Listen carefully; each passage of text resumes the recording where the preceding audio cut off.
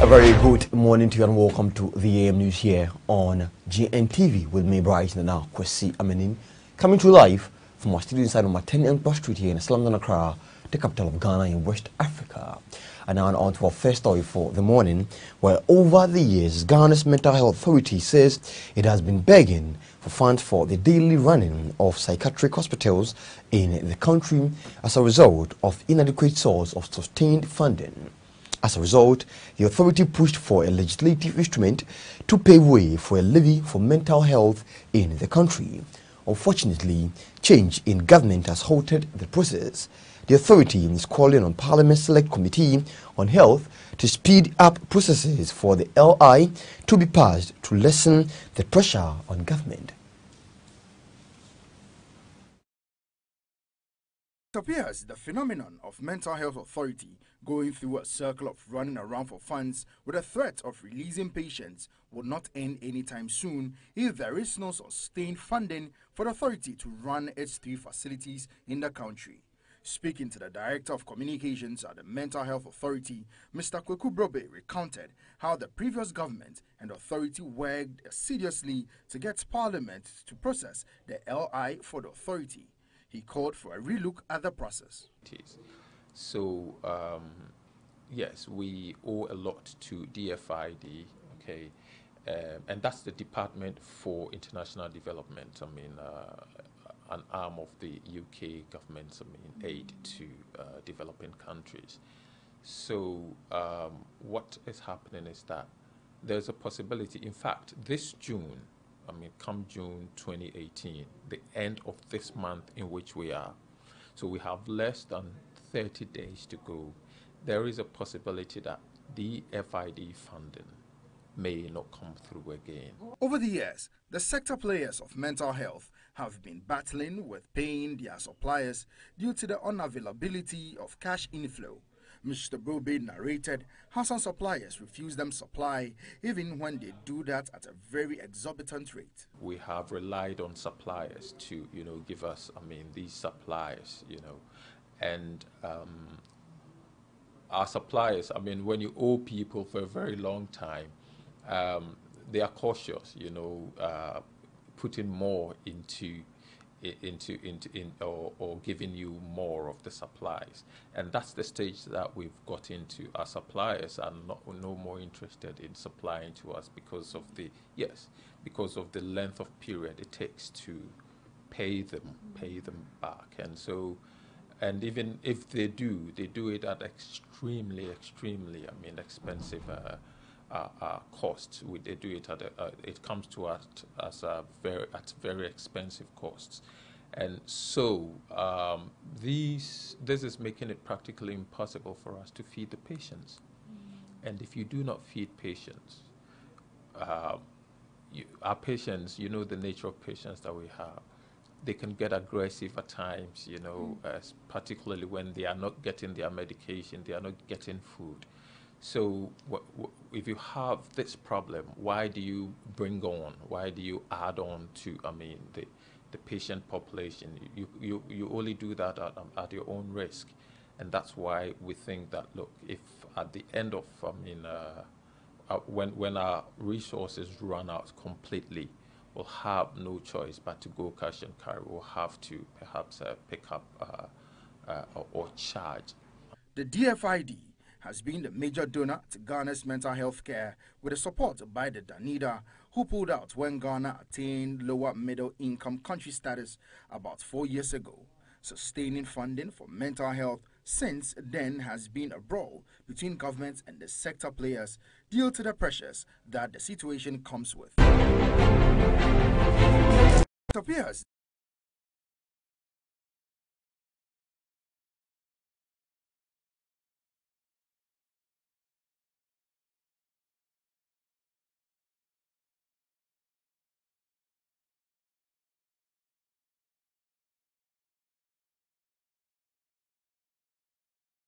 And in related issues where the mental health authority is likely to bring back the cash and the carry system at the 3 psychiatric hospitals in the country.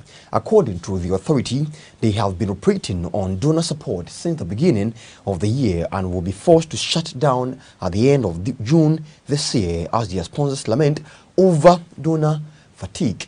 Now, and away from that, onto other issues where the Interior Minister Ambrose Derry has announced that President Nana Addo Dankwa Akufo-Addo has committed 800 million Ghana cedi for the immediate needs of the Ghana Police Service. He indicated that this is outside the allocated budget to the security services. Addressing personnel of the Ghana Police Service as part of his working visit in the Eastern region, he noted that government is working towards the provision of logistics and improving their conditions of service to enable them carry out the operations effectively.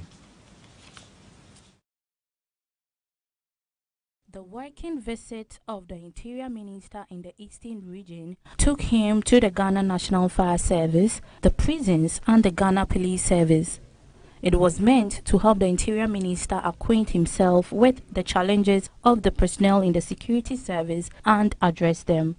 In his welcome address, the Regional Commanding Officer of the Ghana Police Service, DCOP Alphonse Edu Amankwa, pledged the commitment of the service in ensuring that there is peace and cohesion among the security services in the region.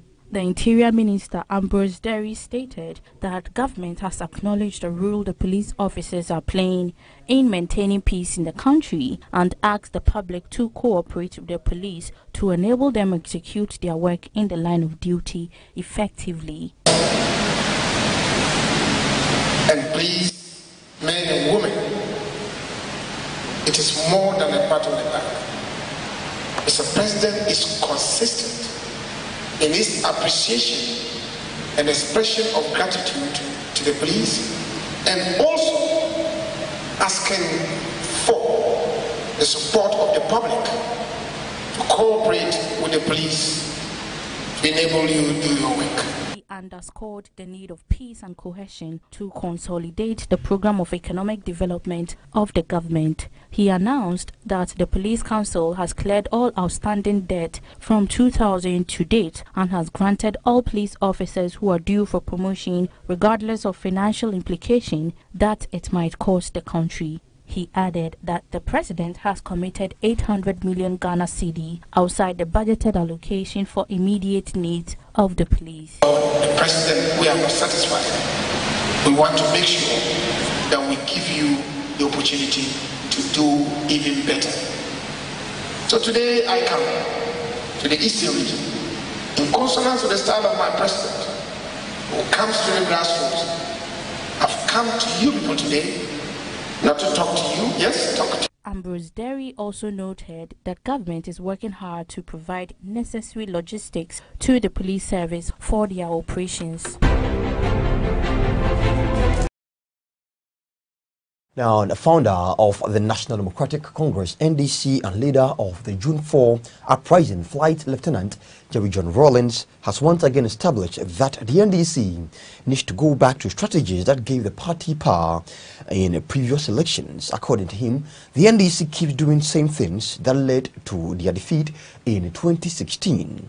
He made this statement as he delivered a keynote address at a deba of cadres and activists, climaxing activities marking the 39th anniversary of the June 4 uprising, Monday 4 June 2018.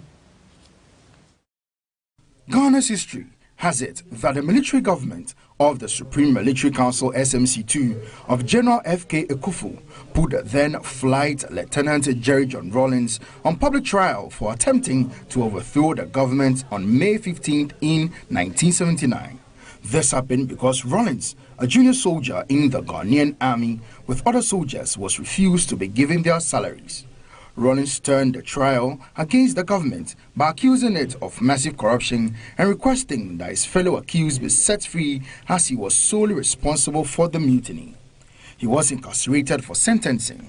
After the PMP was violently overthrown on 31st December 1981, the PNDC government declared both Revolution Day 31st December and June 4th as public holidays by a yearly ritual of executive flats and not by legislation. Parliament in 2001, dominated by the MPP, passed the current Public Holidays Act, which repealed and replaced PNDC 220 and removed June 4th as a public holiday from the statute books. With this, every holiday that marked the violent military overthrow of any government in Ghana was finally and rightly removed from the country's statute books.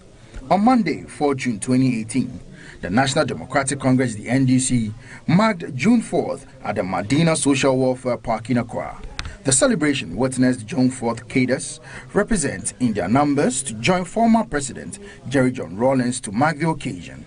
In an address by the former president, he admonished all party members to respect party rules and fight for a common goal. Some people with deeply malicious motives within our party have, over the past 12 years especially, consistently spewed falsehood about our own history and attempted to downplay the story of June 4th. Indeed, many of these personalities have shamelessly dissociated themselves from our history in a bid to create the impression that it is a blot on the image of the party. It is that suicidal tendency that has brought us to where we are today. Today, the social democratic credentials that give birth to the party are lost on many of us. According to him, the NDC is still repeating same mistakes that took the party into position in the 2016 elections. Elitism, and gross display of affluence have almost engulfed us, and as I stated in 2017, we are still at the crossroads. Ladies and gentlemen, June 4th represents a force that cannot be erased. June 4th is not about the semantics of probity, accountability, freedom, justice, truth, and integrity. It is about a unified force and power that can move mountains. It is a force that defies negativity and revolves on a fulcrum of ordinary people's power. Now the question is, what significance is the observation of the June 4th revolution to the country's democracy?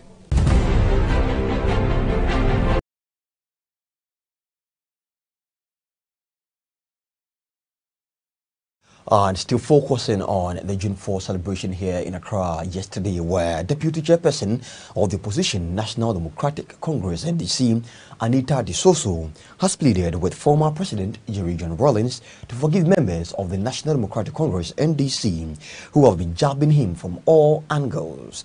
In an address delivered by the chairperson during the 39th celebration of June 4 in Accra, she stated that former President Jerry John Rawlings must be appreciated and respected, being the founder and father of the National Democratic Congress, NDC. The National Democratic Congress, the NDC, denied allegations by its founder, Jerry John Rawlings, that the party's ongoing elections have been fraught with widespread malpractices which have compromised the process. In a statement, Mr. Rawlings called on aggrieved candidates to petition the national headquarters for a quick resolution. He added that the party risks being disunited if officers continue to interfere with the election process, creating an unequal playing field. However, the NDC's General Secretary, Johnson Asiedu Nketia, said although there were some challenges, steps are being taken to address them. The General Secretary said he has already explained the development to the former president and is surprised at his comments. The former president believes the NDC as a party is still doing same things it did that led them to losing power, but some party members have tagged him as a talkative. In an address by the deputy chairperson of the National Democratic Congress, the NDC, Anita Disoso, pleaded with him to forgive members of the party who keep disregarding his position in the party and keep rubbing his name in the mud. There is division at the Keda front. So what are we doing to make sure that our father one day will be remembered? He loved the cadres so much and the party so much. So I wish we try to reconcile in order to come back 2020. Because I can't remember, cadets during elections go to the rural areas, campaign, they don't even care where to sleep or what to eat. But at the end of the day, when we come to power, we don't recognize them. So cadets, try and unite. Try and unite. So that in future, if God helps and we win, you can also have the opportunity to serve this great country. Now to my father. Father, I know your children we have heard. And I also know you are a human being. You have also done something maybe it's not right. And I was so happy when I heard you saying that when you brought a statement out, rendering apology. You are a hero. You are a hero. You are a hero. This shows that what you have taught me is still within me. If you are a leader, be prepared to say, I'm sorry. If you are a child, be prepared to say, Daddy, I'm sorry. So I will take this opportunity on behalf of the party to kneel down before my dad. Please, forgive us. Let's come together to build this country. Thank you very much. The founder of the ruling National Democratic Congress, Jerry John Rawlings, has once again jabbed his party in an indirect manner that will be subjected to various interpretations by social commentators. To the former president, those greedy bastards in connivance with the babies with sharp teeth have now developed into old evil dwarfs who are apparently wreaking havoc on the nation's progress. Anita, what does that make of us? Anita, me vrouw die unti.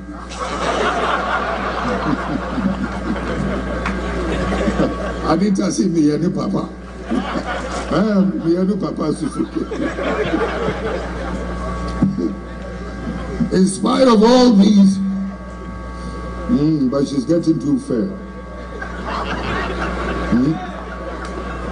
Yanja is a man who's and yet.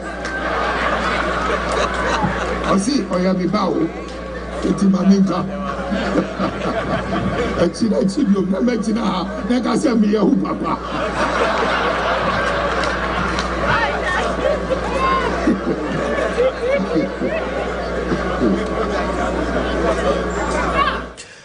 So that is the former president, Flight Lieutenant Jerry John Rawlings, lashing out and making a statement there on the podium yesterday as they celebrated June 4 here in Accra.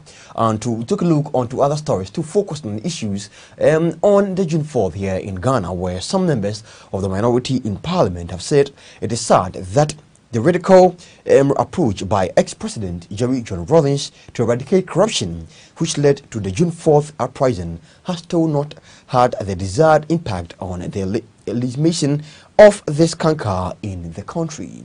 Now, the minority MPs were highlighting the rationale behind the June 4th revolution, and this report contains all. June 4th will always, it will forever be remembered. And so what I would say is that Ghanaians, we should know that we are individual human beings with different ways of thinking. And so I think that was what June 4th brought. So today we are all enjoying it. We can only say that as a people, let's continue to stay together. Let's continue to respect individual views. Let's continue to bring our ideas together as individuals to build a better Ghana. Corruption, that has become the song of these days. Almost every day, every hour, every minute, every second, you tune to a radio station, the word corruption is mentioned. It is alarming. I think it is something that we are all concerned about. And so, former President John Rawlings is a fine gentleman. He has lived his life, worked hard to please Ghanaians, to move Ghana forward, to ensure Ghana. I mean, his time he wanted Ghana to be corruption-free, and so he did all he could. Unfortunately, we are human beings, and so I would say that he shouldn't expect to get people to think and behave exactly like him, because we are individuals. But we are not doubting the legacies he left for Ghana. And so Ghana, if we will go forward, I think President Rawlings started it. We should always be mindful that that man wanted Ghana to be corruption-free, but because we are human beings, we cannot have it. And even he himself is a human being. And so he cannot say he has never been corrupted. No, he's a human being. It's only God who can say that. Yeah. I want us to know that the June 4th will ever remain in the history of Ghana. And the history of Ghana will never be completed without Jerry John Rawlings. History of Ghana will never be completed without Jerry John Rawlings. And if anybody says June 4th will die, or it will die off, it will not be remembered, it will not be in existence of our Ghanaian history, the person is a joker. And I also want to say that June 4th is an important day whereby this country, our constitutional government was overthrown, and then a military junta came into power, and then cleaned this country and made the people to understand that corruption is not good in our system. Rawlings made people to understand that corruption is not good in our system. Rawlings made them to understand that Ghanaians were corrupt, and we really were corrupt. And he cleaned Ghana as a country. But we've gone back the days before Rawlings came in June 4th. And the June 4th, the relevance of the June 4th, we don't see its importance today. We don't see it relevant today, because Ghanaians have forgotten. If former head of states could be shot, and one of them was just owing 50 Ghana cedis, that is 50 million old Ghana cedis. Today is 5,000 Ghana cedis, which I can just put it in my... So those are some members of parliament on the side of the minority and giving their view on what exactly the June 4 is. But we ask, what is the essence or what is the impact of June 4 when it comes to Ghana's democracy? Questions to be asked, searching for answers. And so now take a look into other issues where the Ghana Private Road Transport Union, GPRTU, has on Friday announced a 10% increase in transport fares across the country. And effective June 4, which was yesterday. The chairman of GPRTU, Hope Ahiamadi, explained that even though the union would have preferred a 30% increase upon consultation with government, they have agreed to a 10% increase. Road transport operators have announced a 10% increase in transport fares across all categories of services effective today. The increase in fares comes after an agreement between the operators and other stakeholders in the transport sector, including the government. According to the GPRTU, this is necessary to accommodate the rising fuel prices as well as other administrative costs in providing services. The fares cover intra-city, which is structural, intercity, which is long distance, as well as shared taxis. The chairman of the GPRTU at Tema Station, Hope Ahiamadi, explained that the union had to bear the extra cost for some time but can no longer absorb it. According to him, the cost of fuel alone doesn't determine increase in transport fares, but whenever spare part is increased, it demands increase in lorry fares. I want to emphasize that it doesn't take only fuel to run a transport. Now, we run transport on lorry ties, we run transport with maintenance, repair, and services, and all costs us. Now, we pay income tax, we pay, we pay insurance, we equally pay roadworthy certificate, we pay for AMA. All this comes from the profit we generate from running of our business. Some passengers share their frustration with the new scheme. Any increase that is not adding to us, to the individual, is affecting you negatively. Yes, and it's going to affect everything that we do. even though I'm not selling now, if I'm going to provide a service for someone, and I look at the cost in my transportation, whatever service I'll deliver, I'll also factor the transport into it. So it's going to have a negative impact on all of us. We are pleading with the government to maintain the 10% increment because there are no jobs in the country, and the fare today has been increased to about 30 pesos. We are begging that the government maintains the 10% for us. I budgeted for 9 Ghana cedis, but it has changed to 10 Ghana cedis. We are pleading with GPRTU to maintain the fares for us since we always ply this route.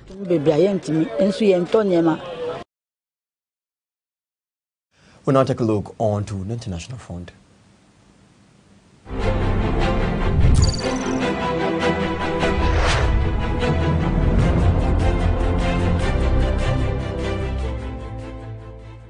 On the international front this morning, where Kenya's President Uhuru Kenyatta on Monday suspended all heads of procurement and accounting unit in government ministries, pending a fresh vetting exercise, a move aimed to root out corruption in the country's government workforce.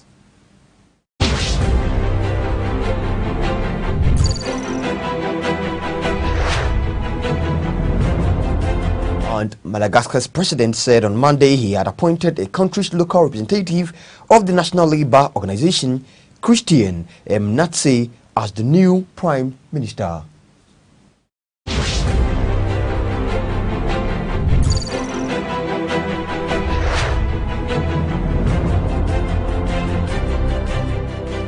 And the Democratic Republic of Congo's Virunga National Park closed last month after the ambush of a terrorist group that had left a ranger dead, said on Monday that it would not reopen until the next year.